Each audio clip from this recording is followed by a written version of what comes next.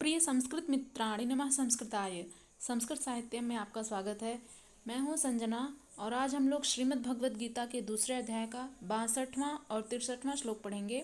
इसके पूर्व हम लोग 61 श्लोकों तक अध्ययन कर लिए थे, जिसमें हमने जाना था कि श्री भगवान अर्जुन से कहते हैं कि साधक को चाहिए कि वह उन संपूर्ण इंद्रियों को वश में करके समाहित चित्त हुआ मेरे परायण होकर ध्यान में बैठे, क्योंकि जिस पुरुष की इंद्रियां वश में होती हैं उसी की बुद्धि स्थिर हो जाती है।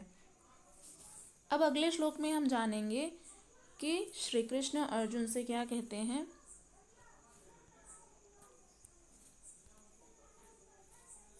ध्यायतो विषयान् पुंसः संगस्तेषुपजायते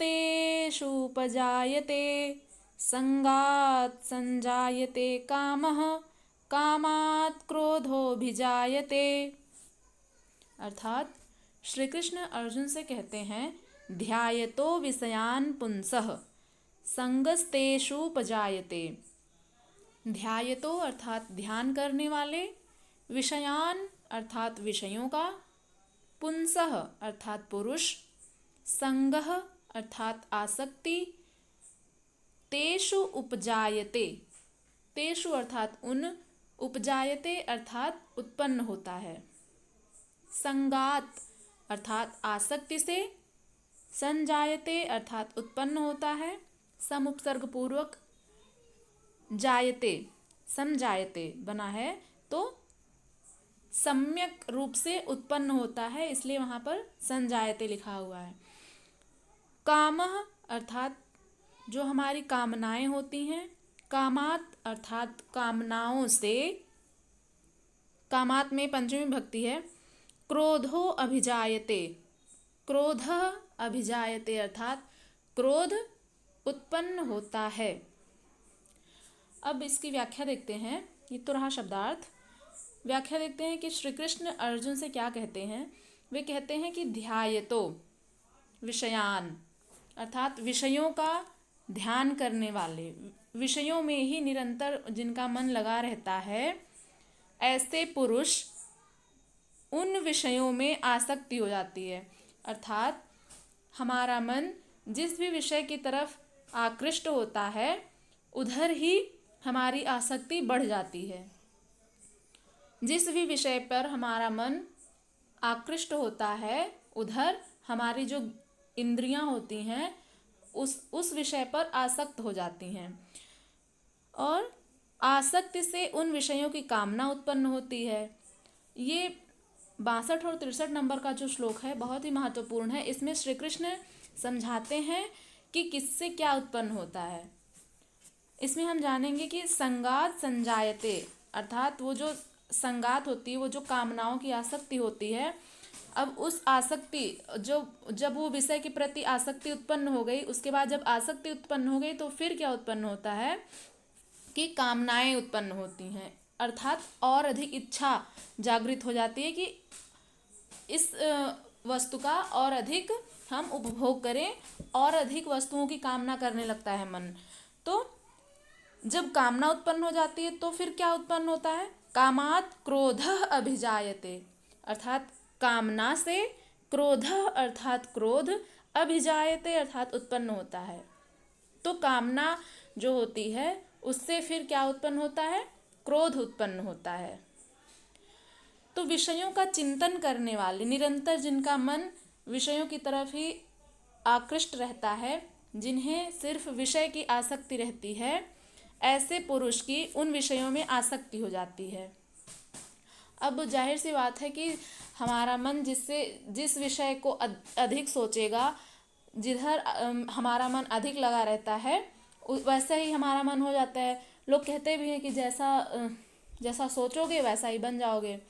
तो किस लिए कहते हैं, क्योंकि यहाँ पर खुद लिखा हुआ है इस श्लोक में, श्री कृष्ण ने जैसा बताया है कि विषयों का चिंतन करने वाले पुरुष की उन विषयों में आसक्ति हो जाती है।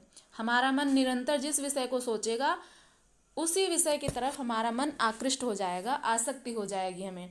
और जब आसक्ति उत्पन्न हो जाएगी तो उससे फिर क्या होगा, आसक्ति से उन विषयों की कामना उत्पन्न होती है। जैसे मान लीजिए, इसको एक उदाहरण से समझते हैं कि हमने किसी की नई बाइक देखी हमने देख ली, उस विषय की तरफ हमारा मन आकृष्ट हो गया, बहुत अच्छी बाइक है, तो अब क्या होगा, हमारे मन में कामना उत्पन्न होगी कि हम भी वैसी बाइक लें। तो यही होता है। अब आपने विषय का चिंतन तो कर लिया, विषय को देख लिया, अब उससे विषय की तरफ आप आकृष्ट भी हो गए, तो अब जब आसक्ति हो गई तो कामना उत्पन्न होगी कि हम भी ऐसी बाइक लें। तो ये तो कामना उत्पन्न हो गई, आसक्ति से उस विषय के प्रति कामना उत्पन्न होती है। और अब जब कामना उत्पन्न हो जाती है तो उसमें यदि कोई भी विघ्न आता है तो क्रोध उत्पन्न होता है। अब जैसे मान लीजिए कि पैसे अगर कम पड़ गए और आप बाइक ना ले सके तो फिर गुस्सा भी आता है, क्रोध आता है कि हम नहीं ले सके।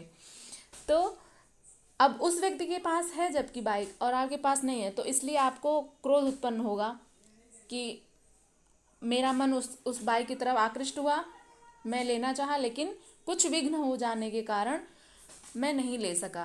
तो इस प्रकार से विषयों का चिंतन करने वाले पुरुष की उन विषयों में आसक्ति हो जाती है, आसक्ति से उन विषयों की कामना उत्पन्न होती है, और कामना में यदि विघ्न पड़ जाता है तो क्रोध उत्पन्न हो जाता है। यही कह रहे हैं श्री कृष्ण अर्जुन से। अब अगले श्लोक में हम बढ़ेंगे, लास्ट में हम जानेंगे कि इसका सारांश क्या है, निष्कर्ष क्या निकला, इसको हम लोग अंत में जानेंगे। पहले पढ़ लेते हैं श्लोक। 63 नंबर का श्लोक है। क्रोधात् भवति सम्मोहः, सम्मोहात् स्मृतिविभ्रमः, स्मृतिभ्रंशात् बुद्धिनाशो, बुद्धिनाशात् प्रणश्यति। अर्थात यह भी बहुत महत्वपूर्ण श्लोक है। 62 और 63 दोनों ही बहुत ही महत्वपूर्ण श्लोक हैं। क्रोधात् भवति, क्रोध से होता है, क्या होता है, सम्मोहः अर्थात मोह। क्रोध से क्या होता है, मोह उत्पन्न हो जाता है। और सम्मोहात् स्मृति विभ्रमः, और जब सम्मोह हो जाता है अर्थात अत्यधिक मोह जब हो जाता है, वही मूढ़ भाव हो जाता है। मूढ़ हमारा दिमाग जो होता है वो एक तरह से मतलब बंध जाता है, कुंठित होने लगता है मन। तो वही कह रहे हैं कि क्रोध से, अब इसमें जो 62 नंबर के श्लोक में हमने पढ़ा कि क्रोध उत्पन्न हो जाता है, अब अगले श्लोक में, इस श्लोक में बताएंगे कि क्रोध से क्या उत्पन्न होता है। तो क्रोधात् भवति सम्मोहः, क्रोध से अत्यंत मूढ़ स्वभाव जो होता है व्यक्ति का वो उत्पन्न हो जाता है।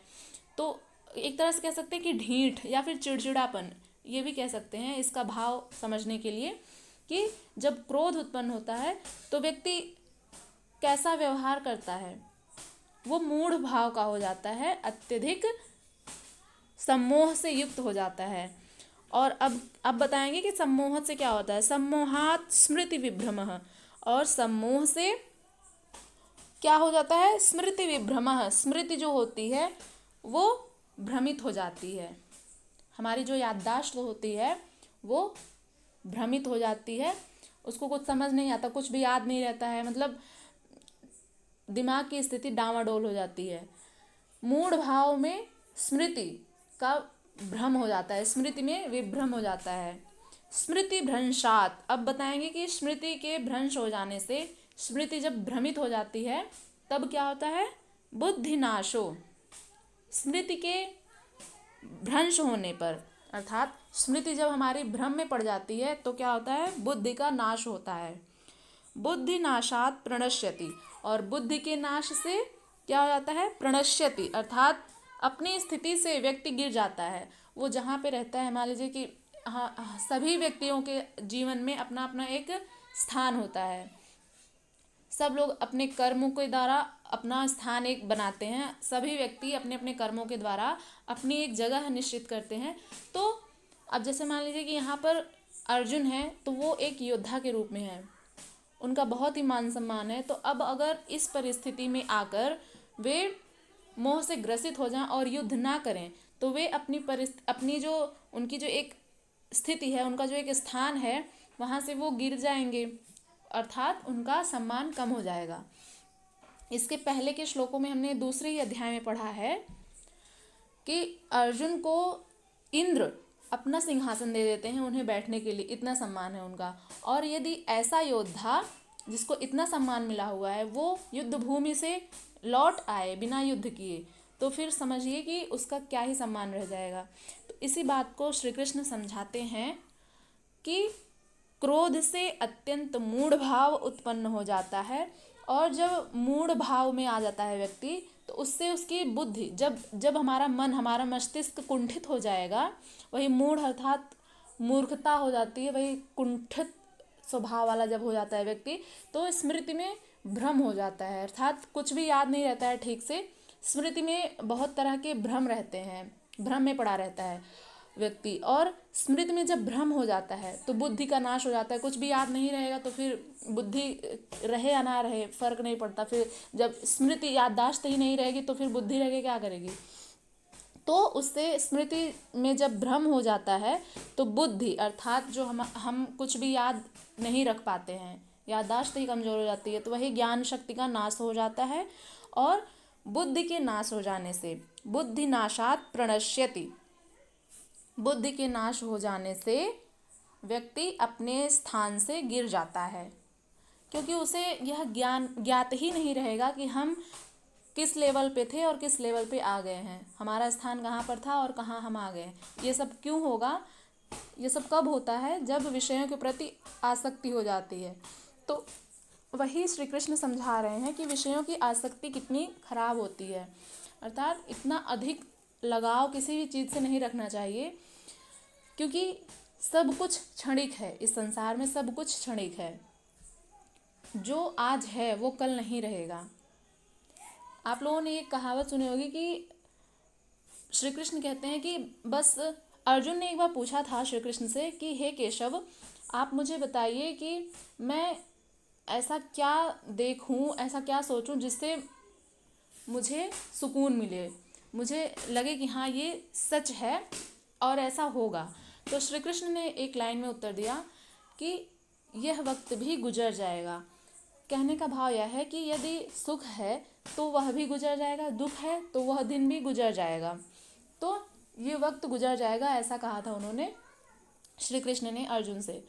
तो ये चीज़ हमें भी अपने जीवन में लानी चाहिए कि जो भी है इस समय, जो भी परिस्थिति है, चाहे खराब है या अच्छी, तो यह वक्त भी धीरे धीरे गुजर जाएगा, क्योंकि परिवर्तन ही संसार का नियम है, परिवर्तन तो होता ही रहता है संसार में। तो जो वस्तु आज है, जो व्यक्ति आज है, वो कल नहीं रहेगा, ये तय है। तो इसी को मानते हुए श्री कृष्ण अर्जुन को समझाते हैं। अर्जुन को मोह हो गया है कि हम अपने बाणों से अपने भीष्म पितामह को मारेंगे, अपने गुरु द्रोणाचार्य को मारेंगे, अपने परिजनों को मारेंगे, अपने बंधु बांधवों को मारेंगे। तो इस प्रकार का उनको मोह ग्रसित कर लिया है उनके मन को। इसी बात को श्री कृष्ण समझा रहे हैं कि जब व्यक्ति को आसक्ति हो जाती है, एक तरह से अर्जुन को आसक्ति हो गई है उन लोगों के प्रति। जाहिर सी बात है, इस संसार में सभी लोगों को अपने अपने परिवारीजनों से, अपने जो मित्र संबंधी हैं, परिवार है, रिश्ते हैं, सभी से आसक्ति रहती है, मोह रहता है, लगाव रहता है। तो यही आसक्ति ही नाश का कारण होती है। इसी बात को समझाएं श्री कृष्ण 62वें और 63वें श्लोक में कि, और आप लोग ध्यान दीजिएगा कि ये 62 और 63 नंबर का श्लोक है, लेकिन पेज नंबर इसका है, पेज नंबर है इसका 47, लेकिन है ये 62 और 63 नंबर का श्लोक, कंफ्यूज मत होइएगा। तो इसमें श्री कृष्ण कहते हैं कि ध्यायतो विषयान पुंसः संगस्तेषु उपजायते, संगात् संजायते कामः, कामात् क्रोधो विजायते। और आगे, क्रोधात् भवति सम्मोहः, मोहात् स्मृति विभ्रमः, स्मृति विभ्रंशात् बुद्धिनाशो, बुद्धिनाशात् प्रणश्यति।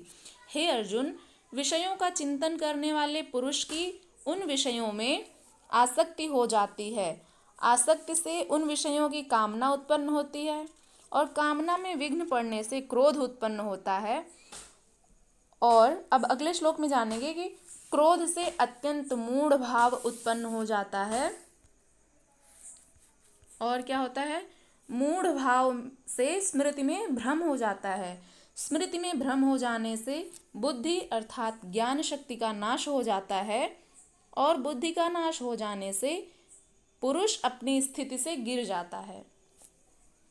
अब हमने जैसा कहा था कि हम लोग निष्कर्ष इसका निकालेंगे कि किससे क्या उत्पन्न होता है। एक संक्षिप्त में समझ लेते हैं कि सबसे पहले तो विषय, कोई विषय है उसके प्रति हमारी आसक्ति होगी, संग उससे लगेगा, उसके प्रति हमारा लगाव होगा। तो विषय, विषय से आसक्ति, आसक्ति से कामना, कामना से क्रोध, क्रोध से सम्मोह, फिर स्मृति विभ्रम होता है। जब सम्मोह हो जाता है तो हमारी स्मृति विभ्रम हो जाती है और स्मृति विभ्रम से बुद्धि नाश और बुद्धि के नाश से विनाश हो जाता है। वही कि अपनी स्थिति से पुरुष गिर जाता है। अब हम लोग कल पढ़ेंगे। आप लोगों को कोई भी संदेह हो तो आप निसंदेह पूछ सकते हैं कमेंट बॉक्स में। तब तक के लिए नमः संस्कृताय।